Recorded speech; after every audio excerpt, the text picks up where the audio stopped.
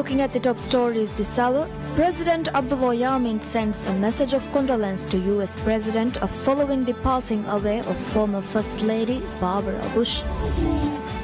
Foreign Minister arrives in New York to attend the high-level meeting on peacekeeping and sustaining peace. Maldivian government reacts to the report of European Union electoral follow-up mission. And PPM assures to uphold the principles of Islam in Maldives.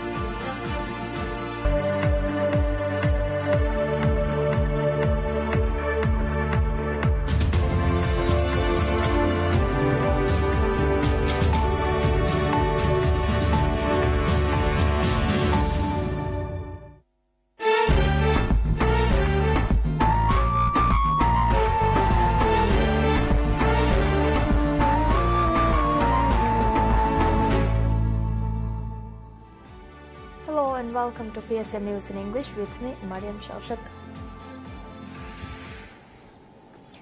President Abdullah Yameen Abdul Qayyum sends a message of condolence to US President Donald Trump following the passing away of former First Lady Barbara Bush. In his message, President Abdullah Yameen noted the news of the passing away of former First Lady Barbara Bush was received with a profound sorrow. President Yameen noted that Barbara Bush was an icon, a role model and a source of unrivaled inspiration for recent generations, especially to young women, adding that she was no doubt a woman of astuteness, a prominent advocate of literacy and a keen defender of the causes she believed. Furthermore, the president highlighted Barbara Bush had the most successful political career as well as personal life and showed the world what an honest and a dynamic life looks like. The president affirmed that she will be missed dearly and remembered fondly. On conclusion, President Yameen extended heartfelt sympathy to the U.S. President, the Bush family, and the people of USA on behalf of the government and the people of Maldives, all at the time of global sorrow, national mourning in the U.S., and personal bereavement of the Bush family.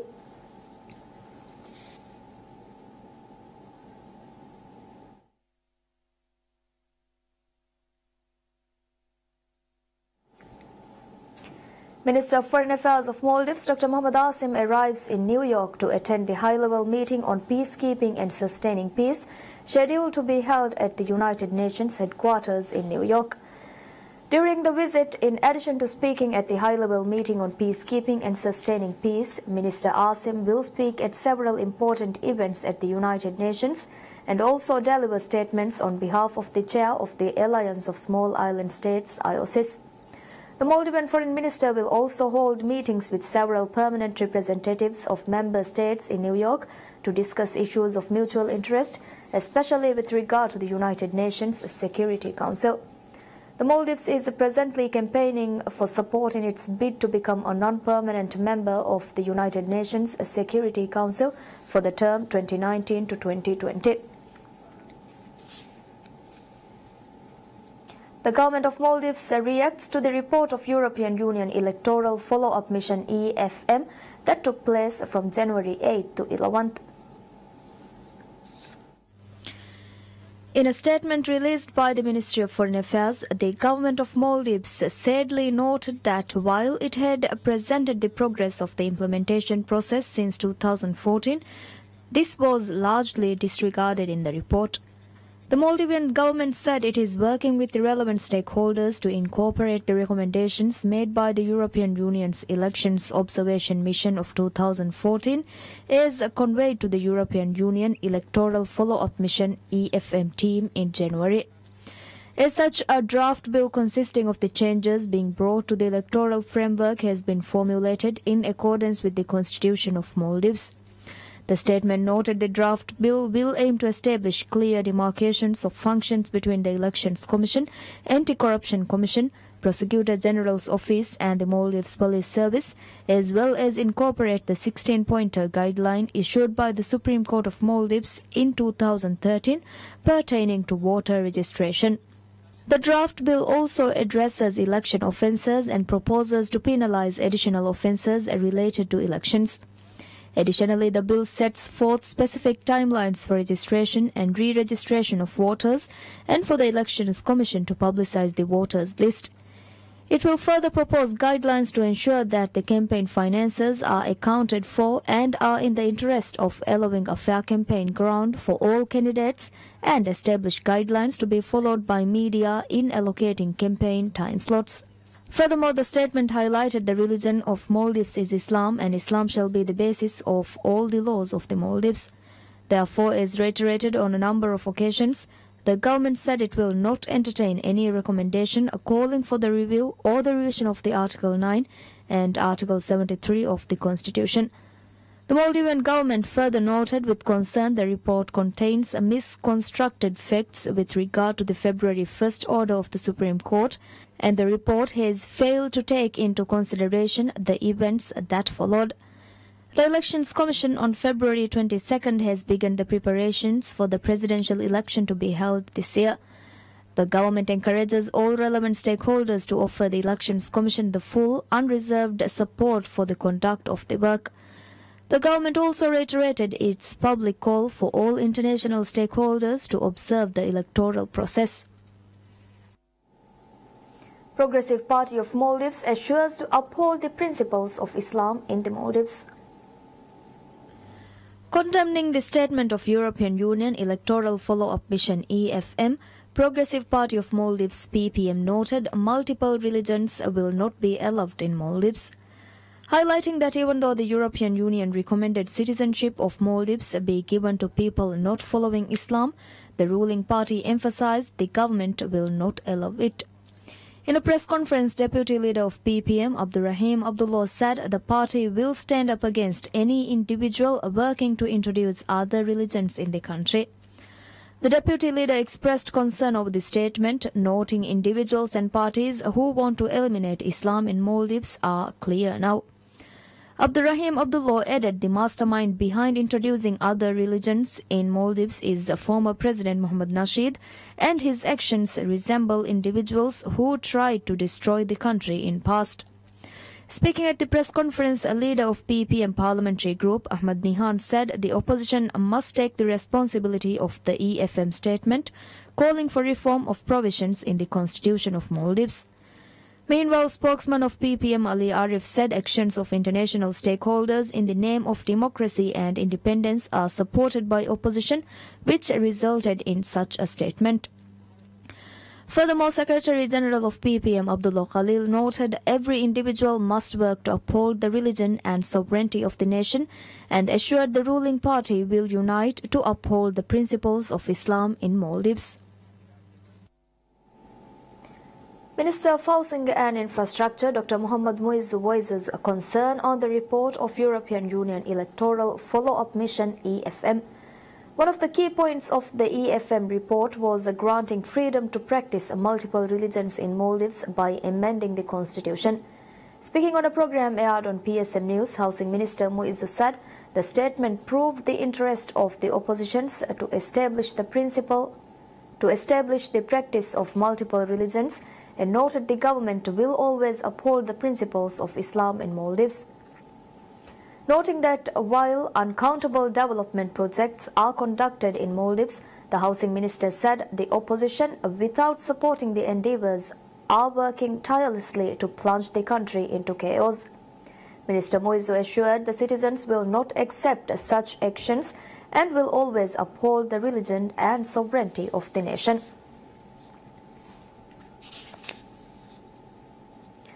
Minister of Youth and Sports Irtisham Adam attends the 4th session of the Islamic Conference of Youth and Sports Ministers ICYSM in Baku, Azerbaijan.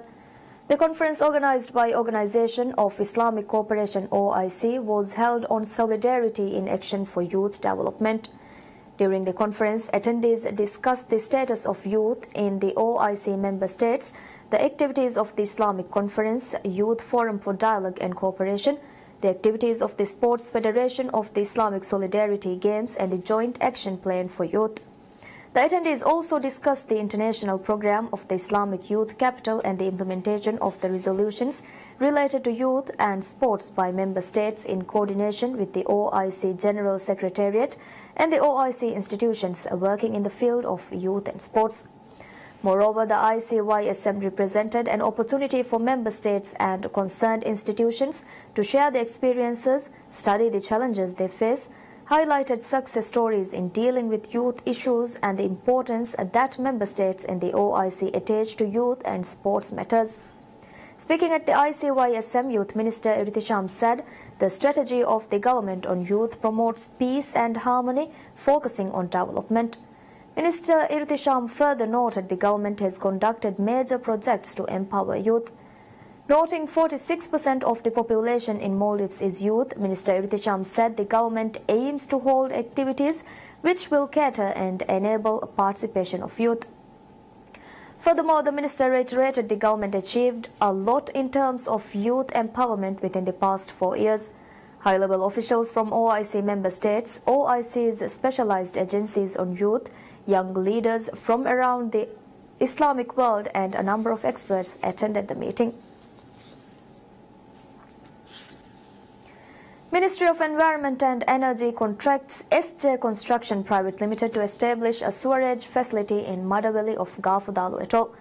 The agreement was signed by Minister of Environment and Energy Tariq Ibrahim and Director of SJ Construction Shihad Ibrahim.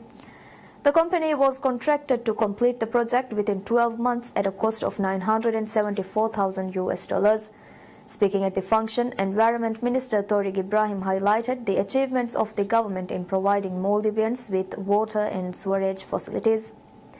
Minister Tariq stated sewerage facilities were available just in 31 islands, including Mala City in 2013, adding the current administration has established sewerage systems in 21 islands in the past 4 years. The minister further noted establishment of sewerage systems in an additional 41 islands are currently underway.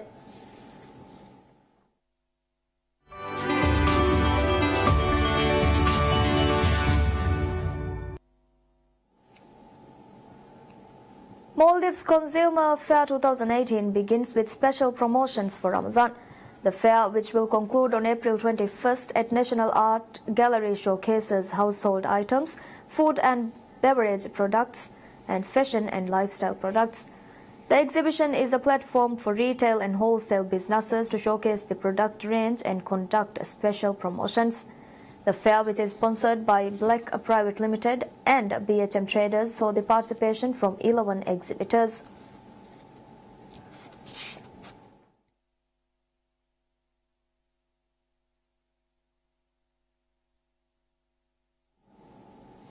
Bank of Maldives modernizes the banking center in Edafushi of Bar Atoll to a self-service premise with new facilities.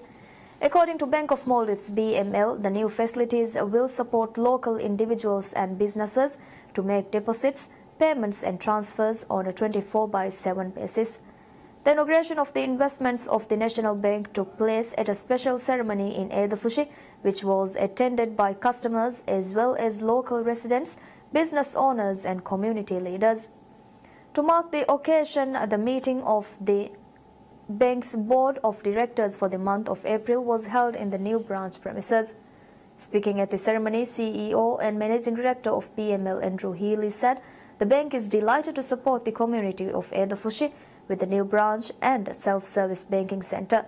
Noting that Edafushi is a business and economic hub in the atoll, Andrew Healy assured the investments will therefore not only benefit the people and businesses of the island, but also those in neighboring islands.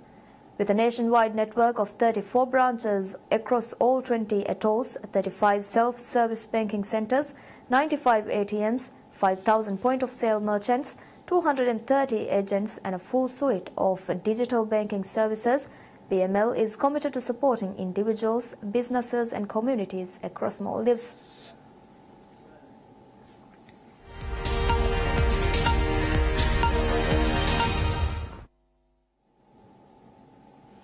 The Syrian government steps up its effort to retake the opposition's last besieged enclaves as rebels prepared to withdraw from one and a newspaper reported an ultimatum against another.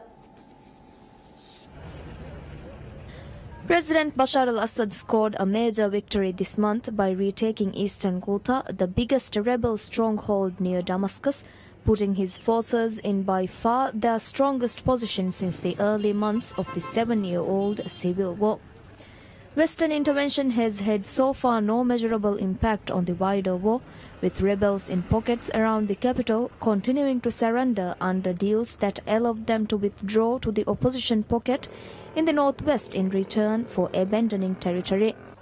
State television showed live footage of police and security forces entering the town of Dumair, northeast of Damascus, where a few hours earlier buses were sent to bring out fighters and their families, while soldiers stood by the roadside.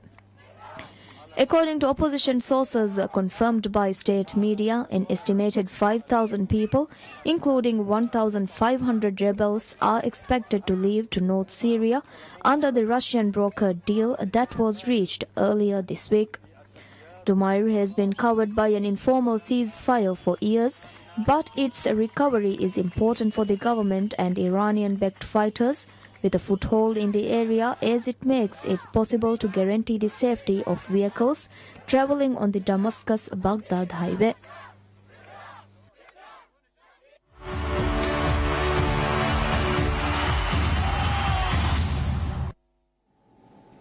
Swedish striker Zlatan Ibrahimovic would not reveal his plans for the upcoming World Cup, other than to say he would be going. Zlatan Ibrahimovic, who is currently playing with the Los Angeles Galaxy, told reporters at a team training session that he plans to attend the World Cup this June in Russia. However, he would not say any more on the subject when pressed. I'm going to the World Cup, yes. Well, you're not telling us if you're going to play, or if I give you more, you will get too much followers, so you keep it like this.